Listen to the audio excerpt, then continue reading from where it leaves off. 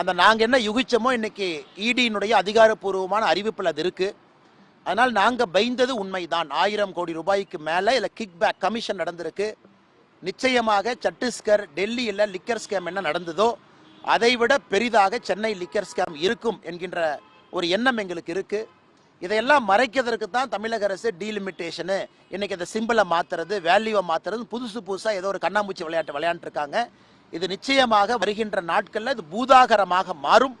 முதலமைச்சருடைய நேரடி பார்வையில் இருக்கு. அந்த டாஸ்மாக் துறையினுடைய அந்த அமைச்சர் இப்பதான் சிறைக்கு போயிட்டு வெளியே வந்தாரு. வந்த பிறகு மறுபடியும் இது போன்ற நிகழ்வு நடந்திருக்குன்னா முதலமைச்சர் அவர்கள் தமிழக மக்களுக்கு பதில் சொல்ல கடமைப்பட்டிருக்கின்றார். தமிழ்நாட்டில் என்ன நடக்குது, டாஸ்மாகில் என்ன நடக்குது, 1000 கோடி ரூபாய்க்கு மேல கிக் பேக், இது கமிஷன் ஊழல் என்று சொல்வதை விட இதுல கிக் பேக் நடந்திருக்கு. டாஸ்மார்க்கை முறையா பயன்படுத்தாம, லிக்கர் கம்பெனியை முறையா பயன்படுத்தாம, ஃபேக்கான சீல் வச்சு பிளாக் மார்க்கெட்ல தனியா கலால் சுங்கவரிக்கு உட்படாம வெளியே கொண்டு வந்து இவ்வளவு பெரிய மோசடியார் அரங்கேற்று இருக்கிறாங்க. முதலமைச்சர் இதற்கு பதில் சொல்ல வேண்டிய கட்டாயம் இருக்கு. பதில் சொல்வாரான்னு பாப்பங்கண்ணா.